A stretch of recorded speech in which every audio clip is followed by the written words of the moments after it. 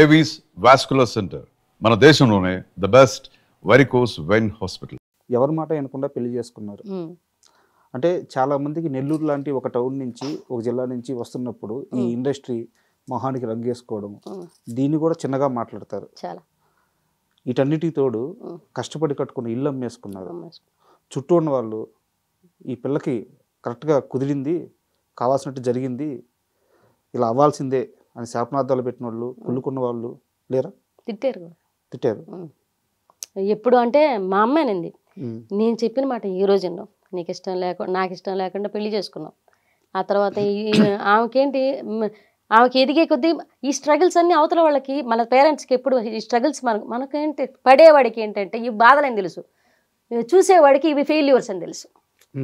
పడేవాడికి ఇవి బాధలు, చూసేవాడికి మాత్రం ఇవి ఫెయిల్యూర్స్. ఈ బాధలు దాటితే రాబోయేది సక్సెస్. కానీ ఈ బాధలు ఉన్న పీరియడ్ అంతా ఫెయిల్యూర్ లెక్క, అది ఫెయిల్యూర్ అని అర్థం అవుతుంది.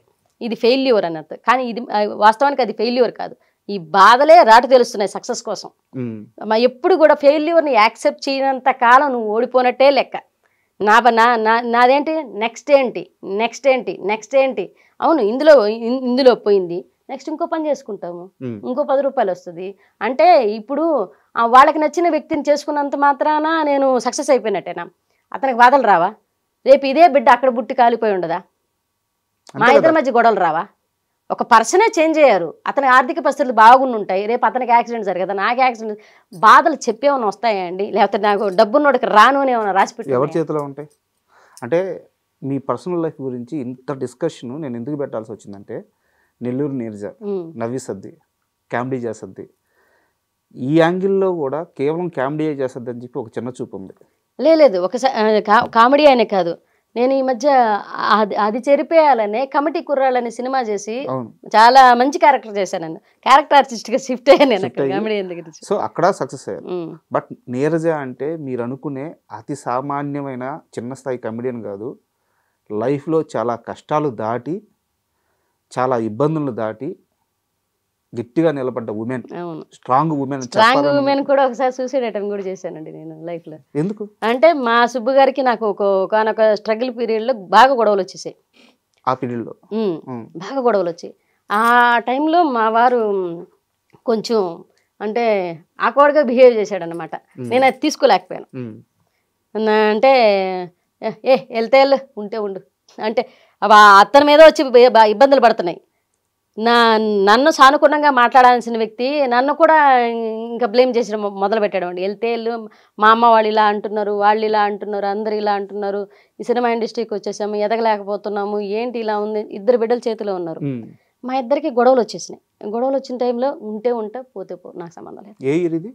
అది ఒక 5 years బ్యాక్ హైదరాబాద్కి వచ్చున్నాం. ఆ టైంలో మేము హైదరాబాద్కి వచ్చున్నాం, ఈ ఇల్లు అక్కడ అమ్మేసాము, పిల్లల్ని ఇద్దరిని తీసుకొచ్చి హైదరాబాద్కి వచ్చున్నాం. మొత్తం మా ఆయనకు అయితే ఒక ఆఫర్ రాలేదు, నాకు చిన్న చిన్న ఆఫర్లు వస్తున్నాయి. లేకపోతే వచ్చిన 1 yearకి వెళ్ళిపోదాం అనుకుంటున్నాం. మేము అప్పుడు వెళ్ళిపోదాం అనుకుంటుంటే ఏంటంటే ఎవరు పిలవట్లా, అవకాశాలు చెప్పట్లా, మనం ఇండస్ట్రీని నమ్ముకొని వచ్చాం. అక్కడ చూస్తే ఏమంటే కరోనా తర్వాత అప్పులు, పాపం ఆయన తప్పు కూడా లేదు, అప్పులు వచ్చి మీద పడిపోయినాయి, వాళ్ళు వచ్చి మీద కూర్చున్నారు.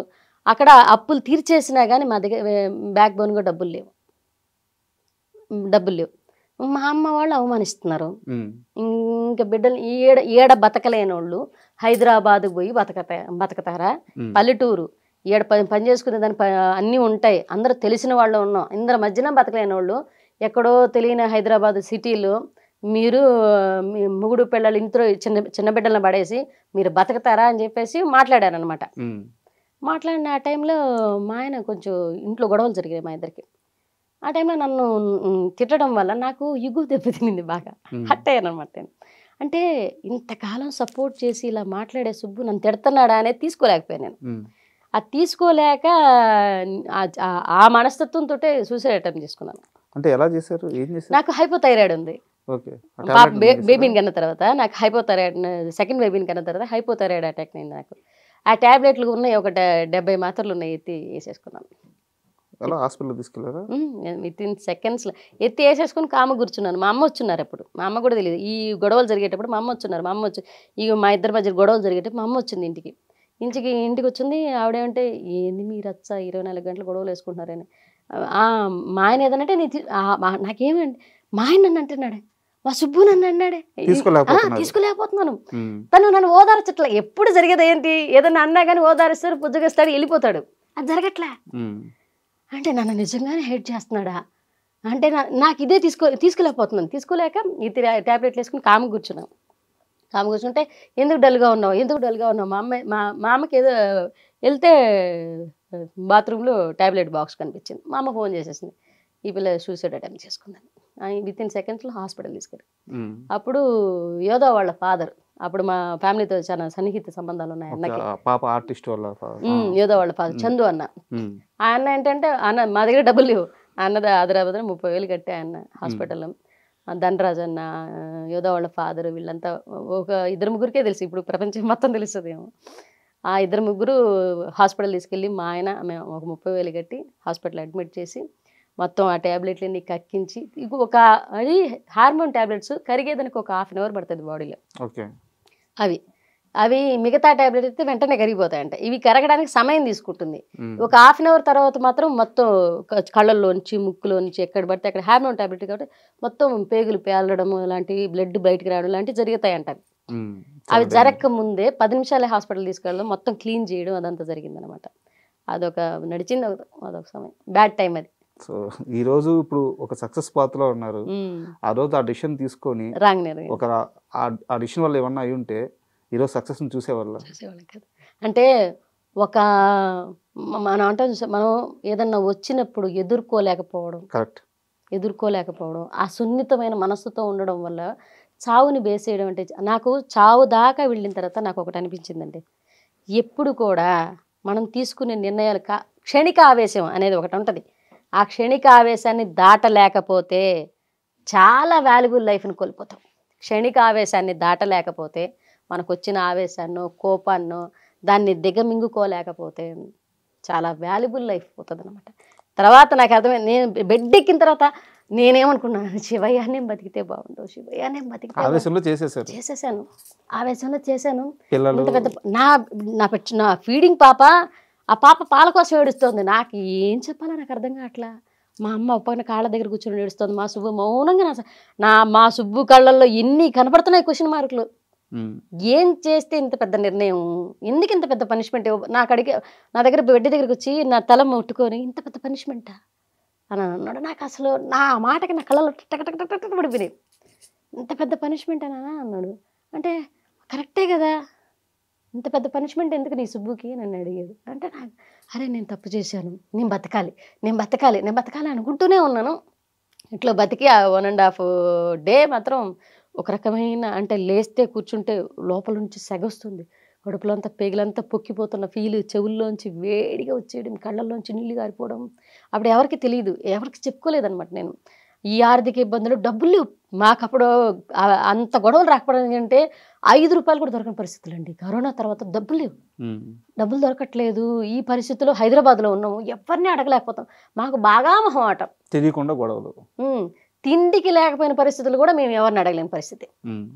ఎవరిని అడగలేకపోతున్నాం, డబ్బులు ఏం అడుగుతాము. మా దగ్గర డబ్బులు లేవంటే ఎవడు సహాయం చేస్తాడో చేయడో చూస్తాడేమో, మమ్మల్ని అవమానిస్తారేమో. ఈ మొహమాటంతో ఎవరిని చేజాపి అడగలేక, అప్పులు కట్టేసి వచ్చి మళ్ళీ ఇంకో అప్పు చేయడానికి ధైర్యం చాలక, ఈ టైంలో తను నేను నువ్వు సంపాదించట్లేదు, నువ్వు పోతలేదు, మనకెందుకు ఇక్కడ, మనకొద్దు, ఇది ఈ రచ్చ పడుతూ ఉంది. ఈ టైంలో ఈ స్థాయికి వెళ్ళిపోయింది. నేను బార్డర్ దాటకుండా మాట్లాడితే తను బార్డర్ దాటి మాట్లాడాను అనమాట. మగాళ్ళు కదా ఉంటుంది, ఆ గొడవ పెద్దదయింది. ఆ గొడవ పెద్దదా, నేను ఇట్లా నేనే చచ్చిపోతానులే, నువ్వు హ్యాపీగా పిల్లలతో పడి ఉండు, నన్ను చేసుకుంటాను. ఆ టైంలో నేను చేసుకున్న రోజు నుంచి సస్తున్నాను నేను అన్నాడు. నేను చేసుకున్న రోజు నుంచి నాకు ఎక్కడుందో సుఖం నాకు. అప్పటి నుంచి ఆ టైం నాకు అది అలా నాకు అసలు మెలి తిప్పేసింది. ఆ ఓడి నాకు చేసుకున్న రోజు నుంచి నేను బాధలు పడుతూనే ఉన్నాను. నేనే రోజు సుఖపడ్డాను, నువ్వేనా, నేనే రోజు సుఖపడ్డాను. ఈ ఆర్థిక ఇబ్బందులని అవన్నీ నాకేమన్నా మీరు ఏమైనా కట్నాలు ఇచ్చారా, కానుకలు ఇచ్చారా, పడింది ఆ టైంలో. అవన్నీ తీసుకోలేకపోయాను నేను. మరి ఎందుకు ఇష్టపడింది పెళ్లి చేసుకున్నావు ఆ టైంలో, మరి నన్ను పెళ్లి నీకు డబ్బున్న అమ్మాయిని తీసుకొచ్చేసుకోవచ్చు కదా, నేను కూడా వేసుకున్నా. ఇంకా వస్తుంటాయి అలా వెళ్ళిపోయింది. అంటే please subscribe to iDream. Please subscribe to iDream. Please subscribe iDream. And please subscribe to iDream. For more videos, subscribe to iDream. Please like, share and subscribe to the channel. Congratulations, iDream. Subscribe to iDream. Subscribe to iDream. So subscribe to iDream Media. iDream ki iDream team andarki huge congratulations. Please subscribe iDream Media. Please subscribe to iDream. Subscribe iDream. Please subscribe to iDream. iDream అంటే నా కళల channel subscribe చేసుకున్న నోరు తిరుగుతలేదు మీరైతే గంట గుర్తు కొట్టండి. For more such videos, please subscribe to iDream.